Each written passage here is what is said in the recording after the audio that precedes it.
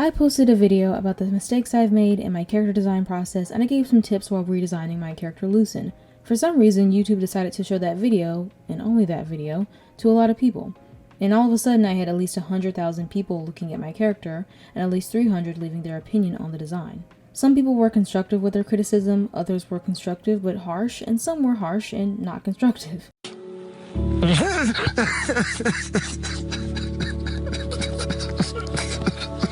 Regardless, I'm grateful for all of it because it got me out of my own head and helped me improve on the design. But it also taught me that you really have to employ critical thinking when accepting feedback. You can't just take everything into consideration, and this is for a few reasons. Before I get into the ways that feedback can actually set you back and give a few more tips, I want to clarify and add nuance to the advice I gave in the previous video. Let me address the shape language discourse.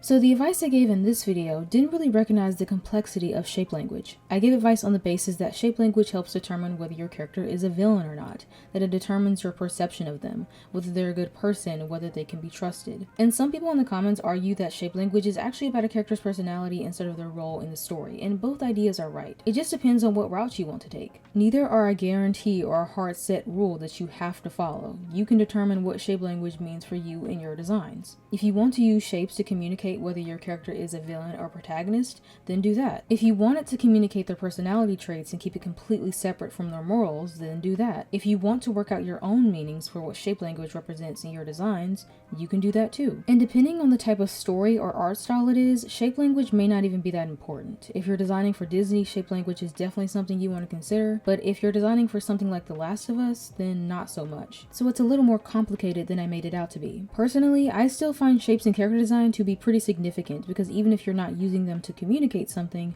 having your character be made up of certain shapes can make it easier to draw them consistently or improve their silhouette. Lastly, like I said in literally the first minute of my other video, I'm coming at this from the amateur side of things. I'm still learning and improving every day. If you want a professional, there are professionals on YouTube. Seek them out. Here are a few channels made by artists who were in the industry or worked in it at some point. And some of them have classes that you can join that can massively help you improve.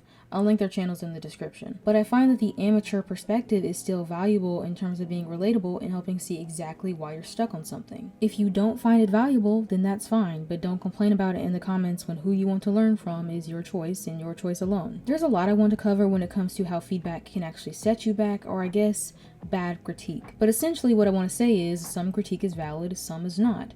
First, I want to talk about realism versus style. You should definitely know which one you're aiming for when you open yourself up to critiques. Let's say you have an astronaut character with a colorful, tight-fitted spacesuit. Some people will tell you that their design is bad just because it's not realistic. But you're not really aiming for realism, you're aiming for style and fun. Some people will tell you that your survivalist character is too boring with their plain jeans and t-shirt.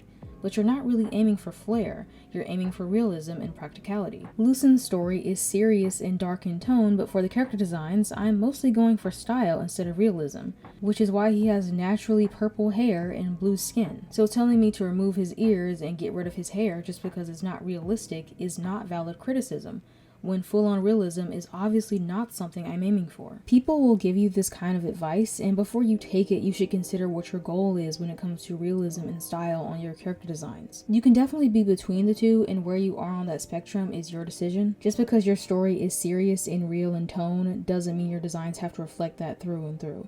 Just understand where you are on the spectrum for this particular story and its characters. Secondly, watch out for the advice on the smaller details. There's nothing wrong with people looking at your character with a closer lens, but when it comes to the advice on the smaller details, it's easy to forget why their critique doesn't apply. A lot of people told me that Lucen should not have baggy clothes because it would be harder for his arms and legs to swim. Honestly, this is a good critique, but not for this reason. He shouldn't have overly baggy clothes because there will be more resistance when moving through the water in general, but his arms and legs aren't going to be doing any of the swimming. Just like with crocodiles, his tail will do most, if not all of the work to push him through the water. I've known this detail for a while, but when multiple people started giving me this critique, it made it really easy to forget. Luckily, I was taking my time with his design and I realized it. Basically, people are not in your head. Unless they're working on the story with you, or unless you strap them down and explain the story in its entirety.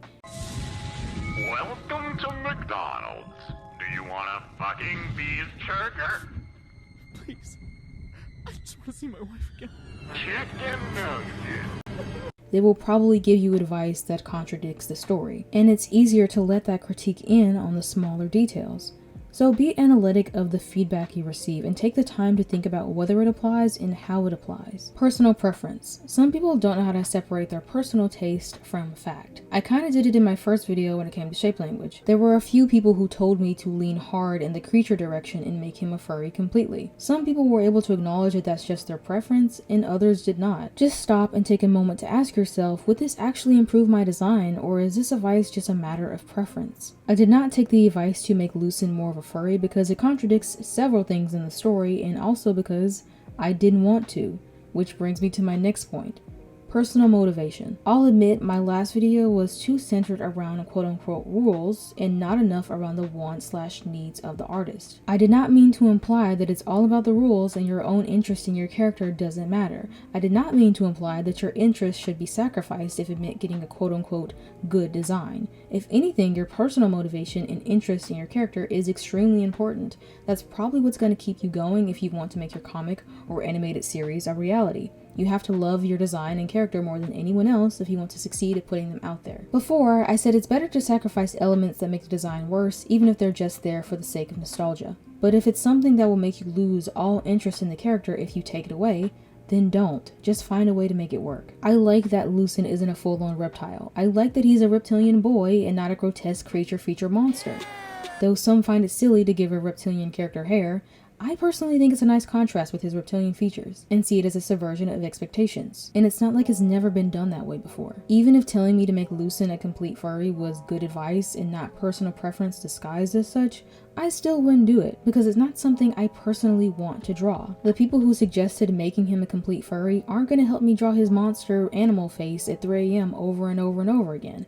I have to do it, so it has to be something I actually want to draw. Don't take your character design in a direction you personally don't care for just to satisfy other people, or just because you're afraid of looking like an artist that can't take criticism. Having a solid design that sticks with people is important, but you should like it too. I have a couple more tips to give on character design in general, and this piece of advice is a little harsher, but it's something I need to work on as well. The reason your character design may not really hit could be a skill issue. I'm not trying to be mean or funny, maybe a little bit, but we can all get a little ambitious with our designs, and sometimes they shoot a little outside of our skill level. I like drawing women. I prefer drawing women. You're dead and buried, darling. And bricked. Hello! But Lucen is a man with a pretty boy edge, so making him not look like a woman is hard. Not only do I need to get better at drawing men, I need to get better at clothing textures so his clothes look suited for the water. To really improve his design, I need practice in both areas. Maybe you're stuck in the same boat and have a female character but you suck at drawing women, or maybe you have a princess character but you suck at drawing poofy dresses. Whatever it is, my advice to you is don't run from it. For so long, I avoided drawing Lucen for the sake of my pride, because it bothered me that it was so hard to draw my main character, but I could have been improving in all the time that I was avoiding it. Now I'm playing catch up. Whatever it is, whether it be gender, clothing texture, body types, different races, don't let it scare you off. Let your character challenge you. Let them push you to improve on whatever aspect of them that you're struggling with.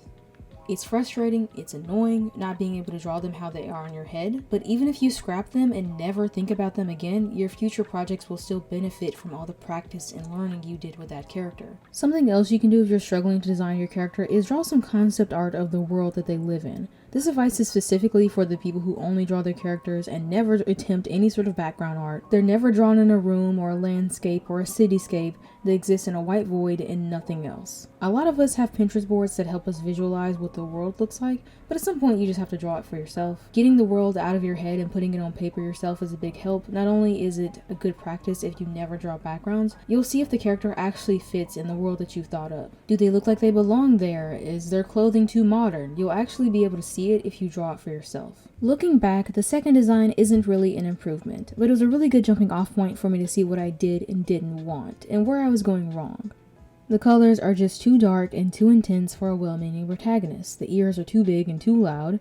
His shirt was also too loose, and even though the pants were meant to be firm and waterproof, they come off as extremely heavy. The tool belt is also impractical. Lastly, I don't really get reptilian vibes, just an aquatic vibe. He seems more like a shark or a whale, as a lot of the comments pointed out. And he still looks pretty generic. In his second redesign, I lightened up his color palette, I made his ears more subtle, and I got rid of the dangly things on them. They were there for plot reasons, but drawing them is a pain, and his blue skin communicates the exact same thing in the plot. So they're just unnecessary. His shirt is tighter and less flimsy, and he can now tighten up the straps on his tool belt, so now it can sit safely on the midsection of his back, safe from the water, and his pants aren't so heavy looking. I made his shoes lighter, and even though his skin is tough, I covered his feet to make his get-up appear safer for his workshop environment. His hair is messier, and I decided to put him in a more alternative shirt to lean into his punk vibe more. The eye is a reference to a very old version of Lucen. In the last, and what is probably my favorite new feature of his, is his new mouth. It makes him look more reptilian and less generic. It works really well with a particular plot point, and it makes him and his race look more united.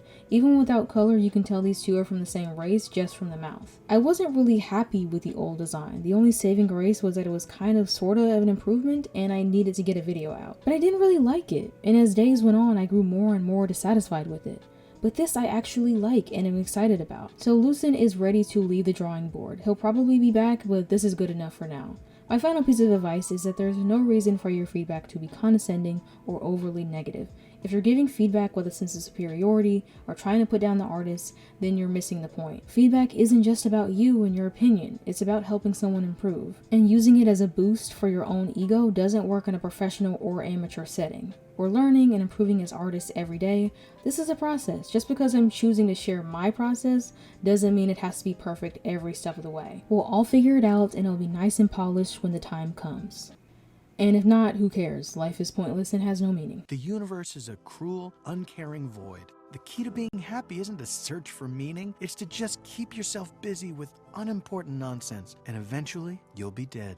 Even though some of you really needed to hear that last piece of advice, a lot of you were amazing with your feedback. It helped me step out of my own perspective and see how the character is actually perceived. Whether you left long, detailed paragraphs of critiques or explained how the advice was personally helpful to you, I appreciate it all so much. If any of this came off as salty, that wasn't my intention. Lucen is just very important to me and I'm a little sensitive. If my attitude didn't scare you off too much, then subscribe and ring the bell because I think YouTube is showing my videos to new people and not many of my subscribers, so this way you'll be notified when I post a video. I also have a Ko-fi if you want to support me that way. I'm almost afraid to ask, but tell me what you think of his current design in the comments. Lucen is good for now, so we can actually talk about Micah and give him a new design in the next video, which will be about designing a fantasy race in your story. I noticed some people mentioned their struggle with that in the comments. But that's all for now. I'm done talking. I will see you in the next video.